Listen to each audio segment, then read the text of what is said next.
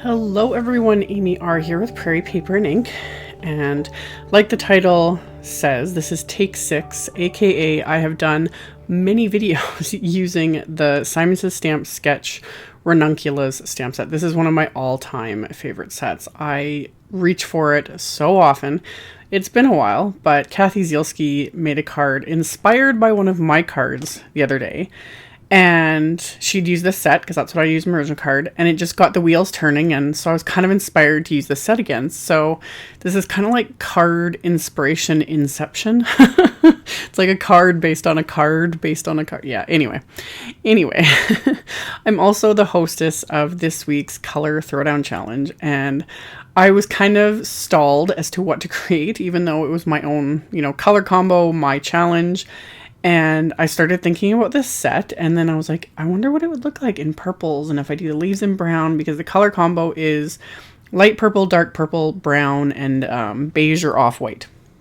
So that's the one thing I love about doing the Color Throwdown Challenge every week, is a lot of the times it makes me kind of think, and I use colors I wouldn't normally use together, and I use colors in ways I wouldn't normally use them. So what I did with this was I started with a piece of Canson XL watercolor paper, and I traced the die I plan on using. It's just a Simon Says rectangle die, and I traced it just to give me a visual, so I knew where I would be placing my stamps, and it just makes it easier, so I don't end up die cutting off areas that it's like, oh, I went to all that work coloring, etc. And then I did a bunch of mask stamping and masking and heat embossing. I'm using Simon's Antique Gold embossing powder.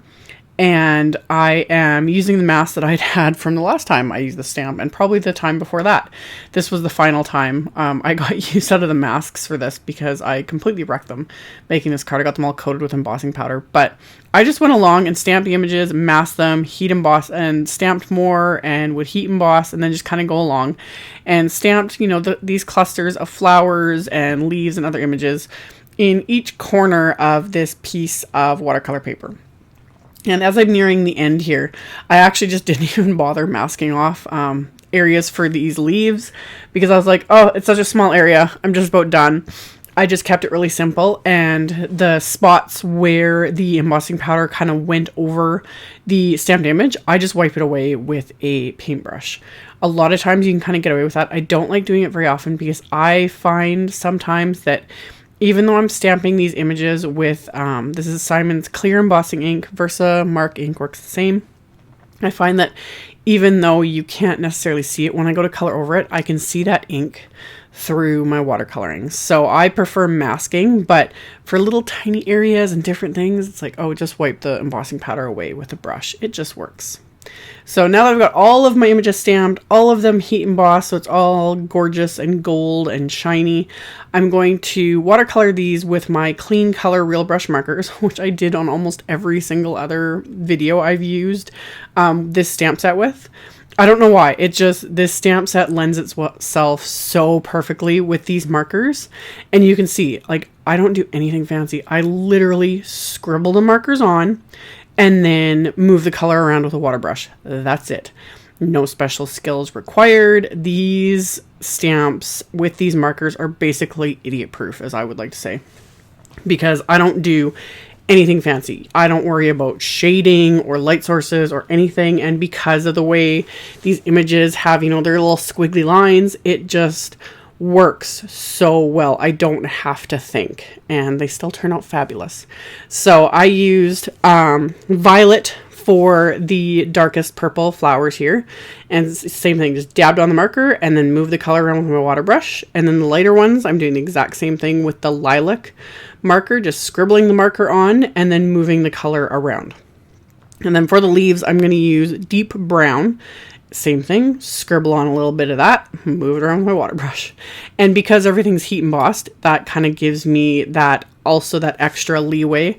I don't need to make sure one area is dry before watercoloring the next, because those little bits of raised edges kind of keep things from bleeding into each other, which just saves me time and effort. So that's why I went to all the effort of all the masking and the heat embossing in the beginning, because it made the coloring of this go insanely fast. I didn't have to worry. I did speed it up in the editing process here, but it still didn't take very long. I think the coloring actually took the least amount of time out of everything.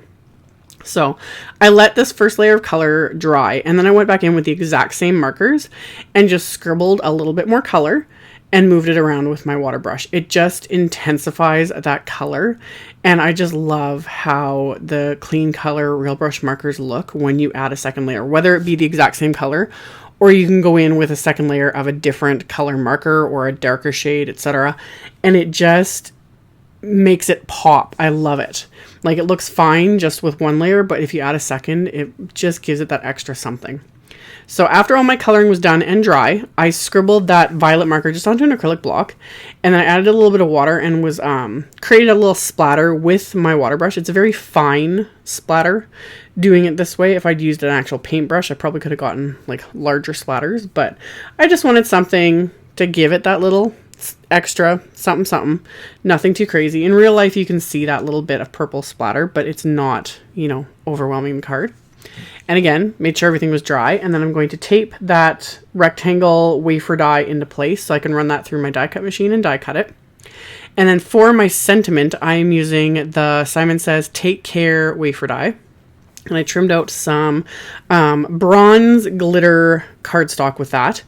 And then I'm also going to use some of Simon's dark chocolate cardstock with this as well. So I trimmed down the cardstock first, and then this wafer die I noticed was narrow enough that I can run these pieces through my little Xyron X sticker maker here, so that all these pieces have adhesive on the back of them. So I'm just going to run these through my little sticker maker so that they all have adhesive on the back, and then I can run these through my die cut machine, and then all my die cuts are going to have adhesive on the back of them so that I don't have to fiddle with the adhesive on such a fine little sentiment. This just saved me a ton of time. So I'm going to run each of these through my die cut machine with that wafer die. So I'll have 2 layers of the dark chocolate cardstock, and then I'll be able to top it with that bronze glitter cardstock. So it's just a matter of peeling off the backing of the adhesive paper here and then sticking it to the bottom layer. And then I'm going to do the exact same thing with the glitter piece. Remove that backing, stick it there, stick it to the top of that, and then I've got my nice layered and dimensional sentiment. So I'm going to do that with both pieces.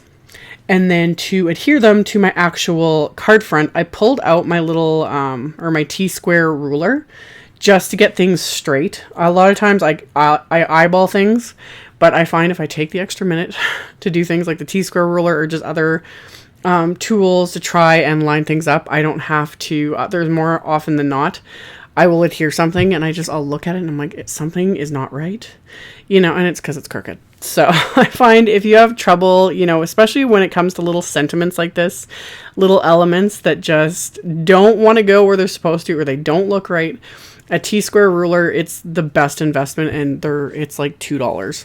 I use mine so often. It comes in so handy. So that's what I use to make sure I got these sentiments here on straight, and just peeled off that backing, stuck them onto my card front. And then I'm going to back this with some of the Simon Says Big Mama foam tape here. I've mentioned this in many videos. I'm really liking this stuff. It's just, you have to cut it, it doesn't tear, and it's a little more finicky to remove that backing paper, but the more I use it, the more I get used to it. And I like it because it's not as thick as the 3M. So when I don't want as much dimension, this is the one I reach for. So I coated that back piece of watercolor paper with that foam tape, and then my card base is more of this dark chocolate cardstock. So I cut a piece of cardstock in half, and then I'm going to score this at 4 1/4 inches. So this will be a 4 1/4 by 5 1/2 inch A2 size card. And before I adhere anything, I decided I wanted to stamp the background with the Simon Says Stamp Leaves background stamp.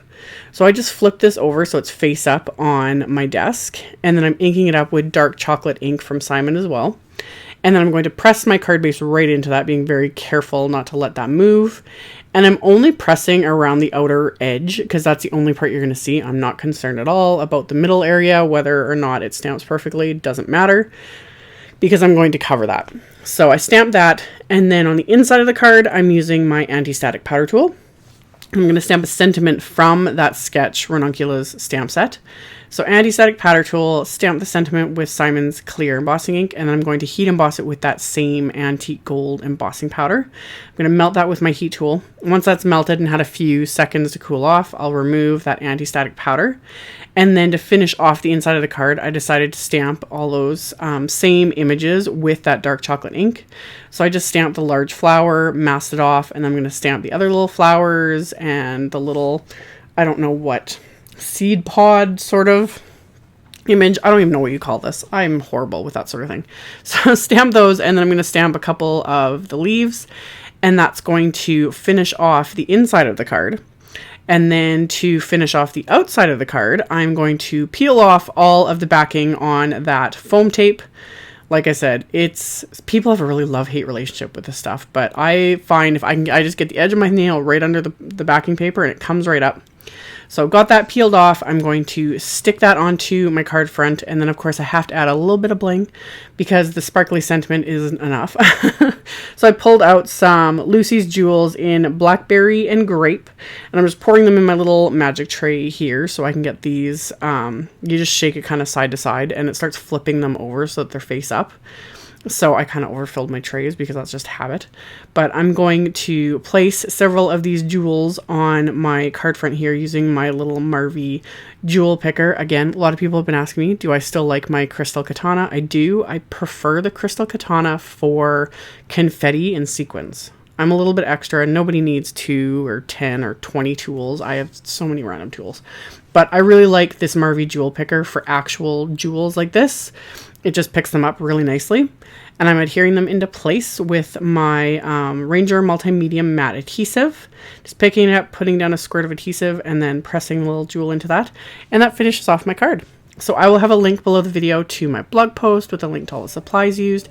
You can check that out below if you're interested. Thank you all so much for watching and subscribing and thumbs upping and commenting on my videos. I really appreciate it. And I will see you all very soon in the next one. Bye!